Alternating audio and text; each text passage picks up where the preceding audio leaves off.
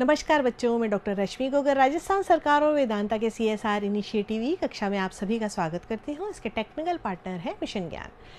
बच्चों, हम पढ़ रहे थे क्या आपके मानव के सामान्य रोग और प्रमुख रोगों के बारे में बात कर रहे थे, है ना। आपका अध्याय 40वां। हमने पिछले वीडियो में बात की थी कुछ जीवाणु जनित रोगों के बारे में, है ना। और मैंने आपको बताया था कि एक चार्ट बना करके और आप सभी रोगों को एक चार्ट में अगर आप लिख लेंगे तो आपको जीवाणुओं के नाम भी याद हो जाएंगे और बीमारियों के जो लक्षण हैं और उनसे जो सावधानियां हैं वो भी आपको याद हो जाएंगी।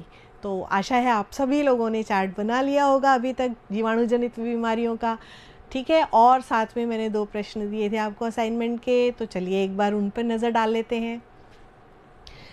मस्तिष्क आवरण शोथ रोग किस जीवाणु द्वारा होता है? तो निसेरिया मेनिनजाइटिस, ठीक है, इसके द्वारा होता है, ठीक है, निसेरिया मेनिनजाइटिस। ठीक। काली खांसी रोग के बचाव के लिए शिशु को कौन सा टीका लगाया जाता है? तो DPT का टीका लगाया जाता है, जो कि 3 बीमारियों से यानी डिप्थीरिया, काली खांसी और टिटनेस से बचाव के लिए लगाया जाता है, ठीक है।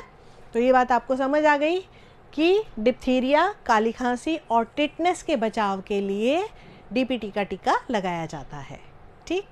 तो मेरा ख्याल है आप लोगों ने सभी ने सही उत्तर लिखा होगा, आशा करती हूँ, है ना। और आज हम जो पढ़ेंगे, अब हम शुरू करेंगे विषाणु जनित बीमारियों के बारे में। विषाणु यानी वायरस, है ना। ये आपको सिंबल ध्यान है, ये सिंबल किसके लिए होता है और इस तरह का ये विषाणु जो है ये किसके लिए होता है? आपने छोटी क्लासेस में पढ़ा हुआ है। ये जो सिंबल है ये, जी हाँ, आपने सही पहचाना, एड्स बीमारी के लिए होता है ना। एक्वायर्ड इम्यूनो डेफिशिएंसी सिंड्रोम, जो कि पिछले कुछ सालों में इस रोग ने पूरे भारत को जकड़ लिया था, है ना। और इसके लिए बहुत सारी जो है दवाइयों की खोज भी जारी है। तो आज हम बात इसी HIV जो है ना, ये किस वायरस से फैलता है? HIV जिसको कहते हैं, है ना। कुछ इस तरह का होता है। छोटी क्लासेस में आपने इसके डायग्राम्स बनाए हैं और आज हम इसी के बारे में बात करेंगे। तो विषाणु जनित रोग यानी अभी तक जो असाध्य माना जाता है, यानी इतना भयंकर रोग है कि जिसकी अभी तक कोई भी दवाई नहीं बनी है ना।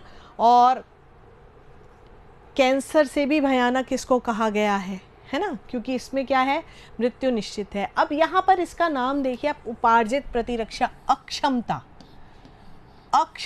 समझ आ रही है? अपन ने पढ़ा था उपार्जित प्रतिरक्षा, है ना। जब हमने प्रतिरक्षा तंत्र पढ़ा था तो उसमें उपार्जित प्रतिरक्षा के बारे में बात की थी कि जब जन्म के बाद जो प्रतिरक्षा हम लेते हैं तो वो उपार्जित प्रतिरक्षा होती है। तो अब यहाँ पर अक्षमता यानी कि इस जो हमारी प्रतिरक्षा है इसमें क्या कर देता है, ये इसी में ही डाका डालता है। ये डाका डालता है ऐसे मतलब इसी पर ही अटैक करता है, यानी एड्स जो है वो हमारे प्रतिरक्षा तंत्र को क्या कर देता है, कमज़ोर कर देता है ना। तो इसीलिए इसका उपार्जित प्रतिरक्षा अक्षमता कहा गया है इसको, ठीक है। और इसको क्या है, एक्वायर्ड इम्यूनो डेफिशिएंसी सिंड्रोम। ये AIDS का जो पूरा नाम है, ये भी कई बार 1 नंबर का प्रश्न आ जाता है ना, कि एड्स का पूरा नाम बताइए, तो आपको ये भी ध्यान रखना है। अब ये तेज़ी से विश्व में फैल रहा है और आज के आधुनिक युग में इसका कोई भी उपचार नहीं है और विषाणु जनित ये रोग है, ठीक है। ये एक RNA निर्मित retrovirus, human immuno deficiency virus, क्या नाम है जिसका? Human immuno deficiency virus, HIV जिसको कहा जाता है, ठीक है, HIV, ठीक। इसके संक्रमण के कारण होता है, ठीक। अब ये रेट्रोवायरस क्या है? रेट्रोवायरस जो होता है ये RNA वायरस का एक ऐसा कुल है जिसकी सदस्य जातियां अगर किसी और जीवों की कोशिकाओं में चली जाती हैं तो वहाँ घुस करके क्या करती हैं, अपना आनुवांशिक, उसके DNA में अपना आनुवांशिक जीनोम जो है वो डाल देती हैं, ठीक है। मतलब ये क्या करती हैं, ये रेट्रोवायरस वाले जो भी होते हैं वायरस, वो क्या करते हैं, किसी और की कोशिका में घुस करके DNA में अपना आनुवांशिक जीनोम का RNA जो है वो डाल देते हैं और फिर वो आरएनए वहाँ पर क्या होता है, अपनी प्रतिकृतियाँ बना करके और अपनी संख्या को बढ़ा लेता है। ठीक है, इस तरह वे कोशिका अपनी ही सामग्री से रेट्रोवायरस की अन्य प्रतियां बनाने पर विवश हो जाती है। क्यों? क्योंकि उसने उसमें अपने आप घुस गया ना वो ज़बरदस्ती। ठीक है, ये क्या होता है, इसमें घुस जाता है आरएनए और फिर क्या है, ये अपना ही क्या बना लेता है, अपनी ही प्रतिकृतियां जो है बढ़ाने लग जाता है ना, और उसकी संख्या जो है वो बढ़ने लगती है। रेट्रोवायरस का प्रजनन केंद्र बन करके और उसकी संख्या को वो बढ़ाने लग जाता है। एड्स के स्वयं के कोई रोग संबंधी लक्षण नहीं होते हैं। मतलब अगर आप ये कहो कि एड्स होगा तो किसी को एड्स है तो आप उसको देख करके नहीं बता सकते हो कि इस व्यक्ति को एड्स है, ऐसा कोई लक्षण नहीं होता है उसमें, है ना, क्योंकि इसके विषाणु जो हैं वो शरीर की रोग प्रतिरोधक प्राकृतिक असंक्रामयता प्रणाली को नष्ट कर देते हैं। जो बात मैंने आपको बताई कि हमारी जो प्रतिरक्षा, आप जब अपन ने प्रतिरक्षा तंत्र पढ़ा था तब हमने बात की थी कि जैसे ही कोई रोगाणु कीटाणु जो है हमारे शरीर में प्रवेश करने की कोशिश करता है तो हमारी जो WBCs हैं, जो हमारी B और T सेल्स हैं, वो क्या करती हैं, तुरंत ही एंटीबॉडी का निर्माण करके और उससे लड़ करके और उसको नष्ट कर देती हैं। तो यहाँ पर ये T कोशिकाओं पे अटैक करता है ना, तो T कोशिकाएं जो हैं वो नष्ट होने लग जाती हैं। अब HIV की संरचना कैसी होती है? तो HIV की संरचना ऐसी है कि 2 लेयर होती हैं फास्फोलिपिड्स की। 2 लेयर हैं किसकी? लिपिड लेयर, है ना, फास्फोलिपिड की ये 2 लेयर्स होती हैं। ठीक है, अब इसके अंदर 2 प्रकार के ग्लाइकोप्रोटीन्स होते हैं। ये देखिए, एक तो है GP20, ये दिख रहा है आपको, ये वाला है, ये तो है आपका GP20। इसको अपन दूसरे कलर में लेकर के आपको थोड़ा अच्छी से दिखेगा। ये देखिए, ये तो है GP20, ठीक, और ये है GP41, ये वाला नीचे वाला, ये पर्पल कलर का जो दिख रहा है। तो ये दोनों जो है ग्लाइकोप्रोटीन इसके अंदर लगे हुए होते हैं, है ना, ये धंसे हुए हैं इसमें। किसमें धंसे हुए हैं? जो बाइलेयर फास्फोलिपिड है HIV के चारों ओर, है ना, फास्फोलिपिड की जो परतें हैं 2, उनके अंदर क्या कौन धंसा हुआ है? एक तो GP120 और एक GP41। ये क्या है? ये हैं ग्लाइकोप्रोटीन्स। ठीक है, तो आपको ये बात ध्यान रहेगी। उसके बाद विषाणु के अंदर मध्य भाग में एक सूत्रीय RNA के 2 अणु होते हैं। ये RNA दिख रहा है, ये ब्लैक कलर का, ये इस तरह से, ये क्या है? RNA, है ना, ये क्या है? HIV RNA। ठीक, तो ये क्या है? एक सूत्रीय RNA के 2 अणु। ठीक, उसके बाद जिनसे रिवर्स ट्रांसक्रिप्टेज अणु संबद्ध होते हैं, ये रहे रिवर्स ट्रांसक्रिप्टेज अणु, ये इसके साथ जुड़े हुए होते हैं। ये रहा एक, ये है, इसके साथ ये रहा, ठीक है, ये जुड़े हुए होते हैं इसके साथ RNA अणुओं को घेरते हुए। ठीक है, अब ये जो RNA हैं दोनों, ये दिख रहे हैं ब्लू कलर के, ये RNA जो हैं, ये RNA है ना, ये RNA के जो 2 अणु हैं, इनको घेरते हुए, है ना, इनको घेरते हुए मतलब ये जो येलो कलर की आपको माला टाइप एक दिख रही है, ये माला टाइप दिख रही है आपको, ये वाली, ये क्या है? ये P24 है। ठीक है, ये क्या है?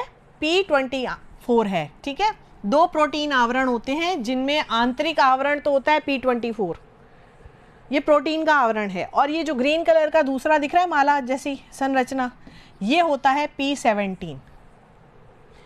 तो आपको बात यहाँ से समझ आ रही है कि 2 फास्फोलिपिड की परतें, उनमें 2 ग्लाइकोप्रोटीन कौन कौन से? GP120 और GP41।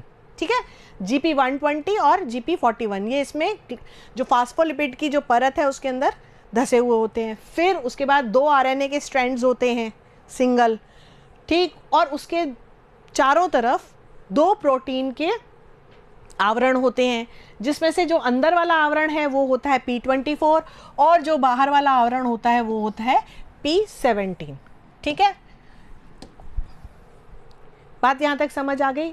HIV reverse transcriptase enzyme की सहायता से RNA से DNA का संश्लेषण कर सकता है। ठीक है, HIV जो होता है वो क्या करता है? रिवर्स ट्रांसक्रिप्ट, ये जो लगे हुए हैं इसके ट्रांसक्रिप्टेज जो लगे हुए हैं, ये रिवर्स दिख रहा है, ये जो रिवर्स ट्रांसक्रिप्टेज हैं, इनकी सहायता से क्या कर सकता है, डीएनए का संश्लेषण ये कर सकता है। तो ये सारी बातें आपको एकदम से पता होनी चाहिए, ठीक। एचआईवी के दो विभेद पाए जाते हैं, HIV-1 और HIV-2, और जो HIV-1 है वो एड्स के लिए जो है जिम्मेदार माना जाता है, ठीक है। एड्स विषाणु जो है वो निम्नलिखित विधियों द्वारा एक रोगी या वाहक के शरीर में प्रवेश करते हैं। किस तरह से करते हैं, अभी तक जो बताया गया है कि ये जो विषाणु है रोगी या संवाहक के रक्त एवं यौन द्रव्यों में उपस्थित होता है, ठीक है। तो जब हमने संक्रामक रोग पढ़े थे और उसमें दो तरह के पढ़े थे, छुआछूत और अछुआछूत। तो अछुआछूत जो रोग थे वो कैसे थे, वो रक्त और सीरम के द्वारा फैलने वाले रोग थे, है ना। संक्रामक रोग थे लेकिन किसके द्वारा फैलने वाले, रक्त और सीरम जो है या यौन द्रव्य हैं उनके द्वारा फैलने वाले। अब ये फैलता कैसे है, असुरक्षित यौन संपर्क से, रोगी या संवाहक व्यक्ति के रुधिराधान द्वारा, यानी अगर किसी व्यक्ति को रक्त चढ़ाया जाता है ना, और उसका रक्त जो है HIV पॉजिटिव है, तो उस व्यक्ति को भी एड्स हो जाएगा, ठीक है। फिर उत्तक या अंगों के दान से, उसी तरह से यदि किसी को HIV है और वो कोई उत्तक या अंग दान करता है और वो किसी स्वस्थ व्यक्ति को लगा दिया जाता है, उसे एड्स हो जाएगा। रोगी द्वारा उपयोग में ली गई सुई का स्वस्थ मानव द्वारा प्रयोग, है ना, अगर कोई इंजेक्शन वगैरह जो है उसका उपयोग करता है ना, और वही जो है रोगी का इंजेक्शन जो है वही किसी और को अगर लगा दिया जाता है स्वस्थ व्यक्ति को, तब भी फैल सकता है। नशीली औषधियों के इंजेक्शन द्वारा और संक्रमित माँ से उसके द्वारा पैदा किए जाने वाले बच्चे को। तो ये कारण है जिसके कारण ये फैलता है, ठीक। दुखद स्थिति ये है कि एड्स के विषाणु का संक्रमण होने पर व्यक्ति में एड्स के लक्षण पैदा नहीं होते, कई वर्षों तक वो सामान्य जीवन व्यतीत करता है और अनजाने में ही क्या करता है, दूसरे व्यक्ति को भी संक्रमित कर देता है। HIV हमारे शरीर में प्रवेश कर हमारे शरीर में विद्यमान रोगों से लड़ने वाली रोग प्रतिरोधक क्षमता को धीरे धीरे क्या करता है, समाप्त कर देता है, जिससे रोगी विभिन्न घातक रोगों से क्या हो जाता है, ग्रसित हो जाता है और अंततः रोगी की मृत्यु हो जाती है। यानी कि जब लड़ने के लिए हमारी जो सैनिक हैं वो ही मर जाएंगे तो कौन लड़ेगा, तो बीमारियां जो हैं वो तो हावी हो ही जाएंगी। तो वही होता है यहाँ पर भी, जब हमारी रोग प्रतिरोधक क्षमता जो है ख़त्म होती जाती है तो जो सामान्य सी बीमारियां हैं वो भी घातक हो सकती हैं। क्यों, क्योंकि हमारे शरीर में लड़ने के लिए वो जो सैनिक हैं वो नष्ट कर देता है ये एड्स का विषाणु। इस रोग में रोगी को लंबे समय तक क्या होता है, बुखार आता है। मतलब जब इसके लक्षण प्रकट होने लगते हैं ना, जब एक्यूट उस पर पहुंच जाता है तब बुखार आने लगता है, अत्यधिक वजन घटने लगता है, पसीना आता है, ठीक है, जैसे हेडेक होने लगता है, रेड स्पॉट्स हो जाते हैं शरीर पर, डायरिया होने लग जाता है या नौशिया होता है, यानी ऐसे लगता है जैसे वॉमिटिंग आएगी, उल्टी आएगी, ठीक है। फिर थिकन नेल्स यानी जो नाखून है वो मोटे होने लग जाते हैं, जॉइंट पेन हो जाता है, जॉइंट्स में पेन होने लग जाता है, सोर मसल्स फटने लग जाती हैं, ड्राई कफ और स्क्रैची थ्रॉट, जो गला है वो सूखता है और ऐसे लगता है जैसे कोई उसमें स्क्रैचेस हो गए हो, है ना, अंदर उसमें कोई बहुत ज़्यादा प्रॉब्लम हो गई हो, इस तरह से जो है वो लगता है ऐसा रोगी को, ठीक है। अभी तक एड्स का कोई उपचार नहीं है, इसलिए क्या है, ये घातक रोग है। इसकी रोकथाम के लिए कोई टीका नहीं है। हालांकि एड्स के उपचार के लिए टीका जो है वो बनाने का पूरा जो प्रयास है वो किया जा रहा है ना, विश्व भर के वैज्ञानिक जो हैं निरंतर प्रयासरत हैं। कुछ टीकों जैसे HIV, HIG, बायरोसिन इत्यादि का विकास संभव हो पाया है। ये कुछ टीके हैं, ठीक है, जो कि अभी प्रोसेस में हैं, ठीक है। अब यहाँ पर क्या है कि व्यावहारिक तौर पर कोई भी टीका जो है नहीं आया, यानी अभी तक कोई भी ऐसा टीका ना किसी को लगाया गया है, ना व्यवहार में लाया गया है जिसके कारण कि एड्स का विषाणु जो है वो नष्ट हो जाए। हाल ही में जर्नल ऑफ वायरोलॉजी मार्च 2008 में एक रिपोर्ट के अनुसार जो अल्बर्ट आइंस्टीन कॉलेज जो है उसके शोध दल ने आनुवांशिक रूप से रूपांतरित साइटोटॉक्सिक टी लसिकाणुओं को उत्पन्न करने का प्रयास किया है, उसमें सफलता प्राप्त की है ना। ये टी लसिकाणु जो हैं उनको जो है कृत्रिम रूप से जो है उत्पन्न करने में सफलता प्राप्त की है। इन रूपांतरित लसिकाणुओं की सहायता से भविष्य में HIV संक्रमित कोशिकाओं को प्रभावी रूप से नष्ट किए जाने की प्रबल संभावना है ना। अभी तक ऐसा हुआ नहीं है। बचाव निर्देशों का अधिकाधिक प्रचार कर सुरक्षित यौन संबंध, सुरक्षित रक्त के आदान प्रदान को अपनाकर स्वयं इस रोग से बचा जा सकता है, यानी बचाव ही इसका उपचार है ना।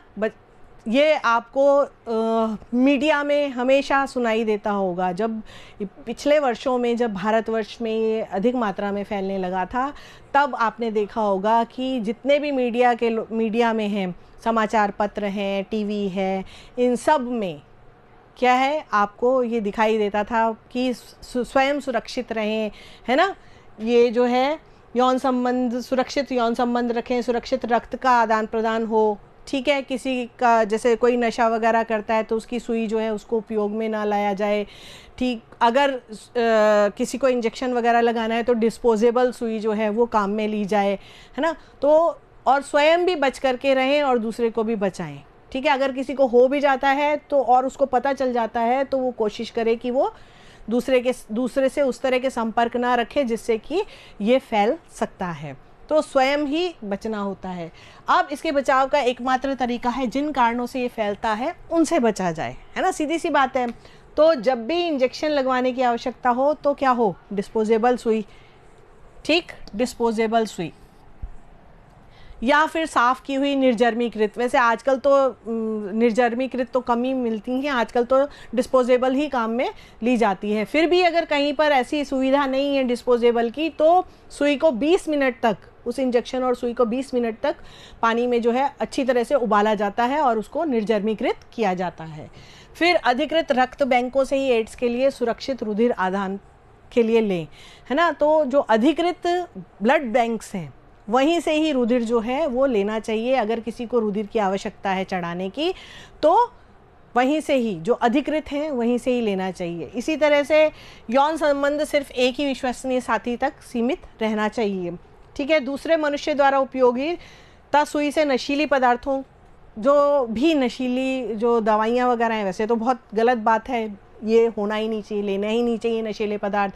पर अगर कोई लेता हो तो क्या सावधानी रखनी चाहिए कि उसने जिस सुई से नशीला पदार्थ लिया है दूसरा उससे न ले।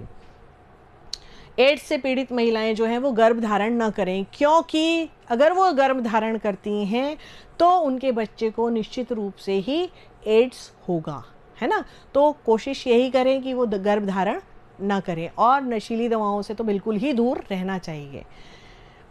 अब निदान क्या है? निदान का मतलब है कि HIV के संक्रमण के बाद 6 से 8 सप्ताह की अवधि में स्पष्ट प्रतिरक्षी अनुक्रिया प्रकट होना प्रारंभ हो जाती है, 6 से 8 सप्ताह के बाद, ठीक है। इसे जांचने के लिए 3 परीक्षण हैं। कौन से? एलाइजा परीक्षण, वेस्टर्न ब्लॉट परीक्षण और पॉलीमरेज चेन रिएक्शन QPCR, ठीक है।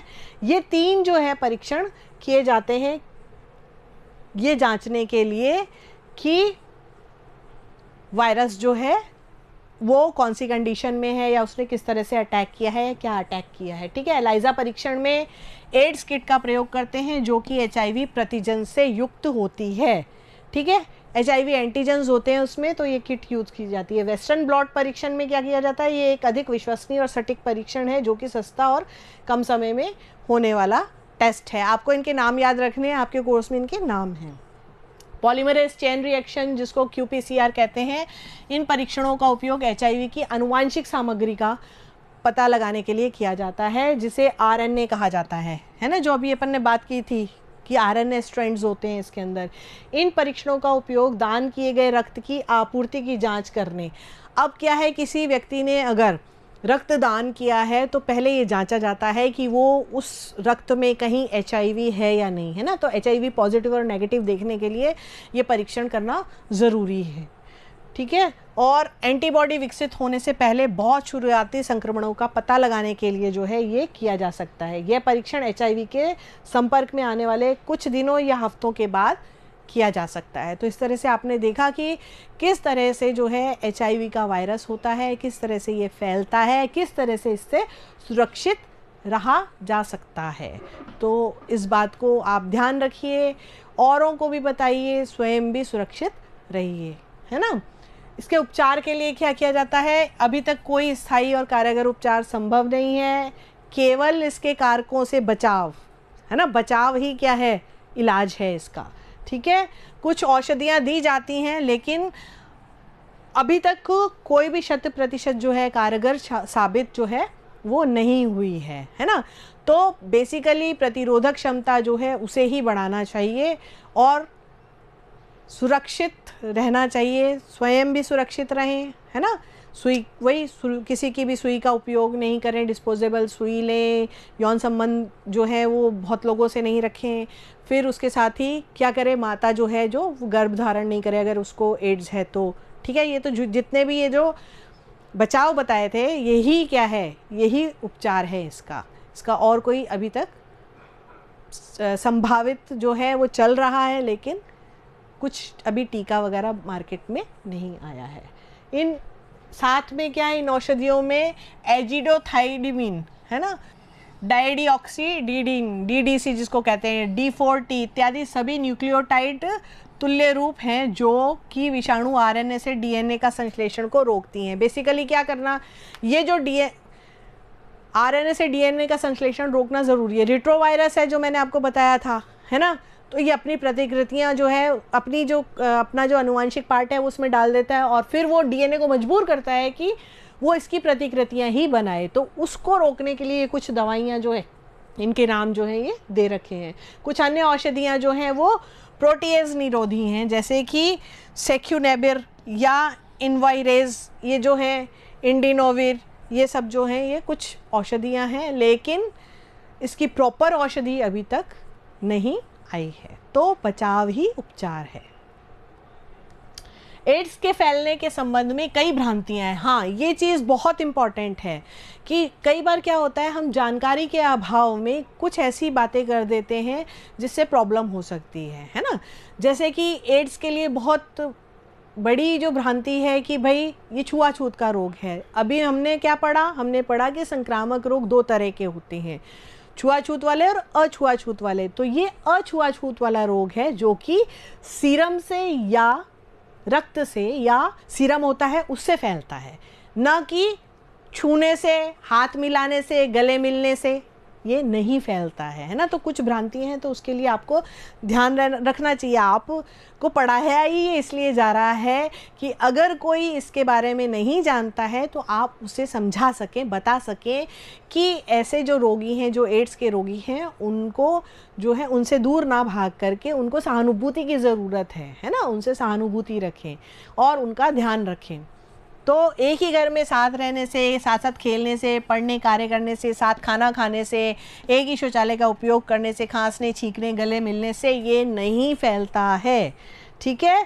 मच्छर, खटमल, अन्य कीट पतंगों के काटने से भी एड्स नहीं फैलता है। नहीं तो ये कहते हैं कि जिस व्यक्ति को एड्स है, अगर उसको कोई मच्छर काटे और फिर वही मच्छर किसी और को काटे तो क्या फैल सकता है, तो ऐसा नहीं है। अतः ये आवश्यक है कि यदि रोगी एड्स से ग्रसित हो तो उसके प्रति उपेक्षा न करके उसे सहानुभूति दिखाएं, उसका ध्यान रखें, है ना, और पूर्ण चिकित्सा जो है कोशिश करें कि उसे चिकित्सा दे सकें, है ना। हमारे देश में पहला HIV संक्रमित व्यक्ति 1986 में चेन्नई में मिला था, है ना। और जब ये ज़्यादा फैल जाता है, जब ये एड्स जो है एक्यूट हो जाता है, तब मृत्यु हो जाती है, ठीक है। तो इसे एक मृत्यु वारंट के नाम से जाना जा रहा है। इससे बचाव हेतु संपूर्ण दुनिया के लोगों में जागरूकता उत्पन्न करने के उद्देश्य से सन 1988 से प्रतिवर्ष 1 दिसंबर को विश्व एड्स दिवस मनाया जा रहा है। ये बात आपको ध्यान रखनी चाहिए कि प्रतिवर्ष 1 दिसंबर को क्या मनाया जाता है, प्रतिवर्ष 1 दिसंबर को विश्व एड्स दिवस मनाया जाता है। और ये इसलिए मनाया जाता है जिससे कि सभी नागरिक इससे इसको समझ सकें, है ना, जागरूकता फैले, यानी कि वो समझें कि ये एड्स रोग जो है ये छुआछूत का नहीं रोग है, हाथ मिलाने से, साथ बैठने से, साथ खाना खाने से, एक ही शौचालय में जाने से नहीं फैलता है। इनके जो रोगी होते हैं उनके प्रति सहानुभूति जो है वो फैलाएं, और बचाव ही उपचार है, ये बात सभी जो है लोगों को इस बात की जानकारी जो है वो पहुंचाएं। तो इसीलिए 1 दिसंबर को क्या मनाया जाता है, विश्व एड्स दिवस मनाया जाता है। ठीक है, इस बीमारी के महामारी के रूप में फैलने की आशंका को देखते हुए भारतवर्ष में भी 92 में राष्ट्रीय एड्स नियंत्रण संगठन का गठन किया गया। 92 में किसका, NACO। तो ये आपको ध्यान रखना है, राष्ट्रीय एड्स नियंत्रण संगठन। ठीक है, कब बनाया ये, 1992 में। ये एक नंबर के क्वेश्चंस जो हैं इसी तरह से पूछे जाते हैं आपसे, है ना, जो राज्य स्तरीय एड्स नियंत्रण समितियों के साथ मिलकर के एड्स की रोकथाम तथा नियंत्रण का कार्य कर रहा है। ठीक है, तो आप अच्छी तरह से जो है समझिए कि छोटे छोटे जो प्रश्न हैं, जैसे ये कब से हुआ, 1988 से क्या हुआ कि प्रतिवर्ष 1 दिसंबर को विश्व एड्स दिवस मनाया जाता है। 1992 में राष्ट्रीय एड्स नियंत्रण संगठन जो है कहाँ बनाया गया, भारतवर्ष में बनाया गया। ठीक है, तो अब जल्दी से आपको क्या करना है, आपको करने हैं 2 प्रश्न। लिखिए फटाफट, विश्व एड्स दिवस कब मनाया जाता है, अभी बताया तो आप जल्दी से लिख ही लेंगे इसको। दूसरा है, HIV की सतह पर उपस्थित परतों में कौन से 2 ग्लाइकोप्रोटीन्स होते हैं। तो ये भी सरल है, आप जल्दी से लिखिए आंसर। हम मिलते हैं अगले वीडियो में, तब तक के लिए नमस्ते, थैंक यू।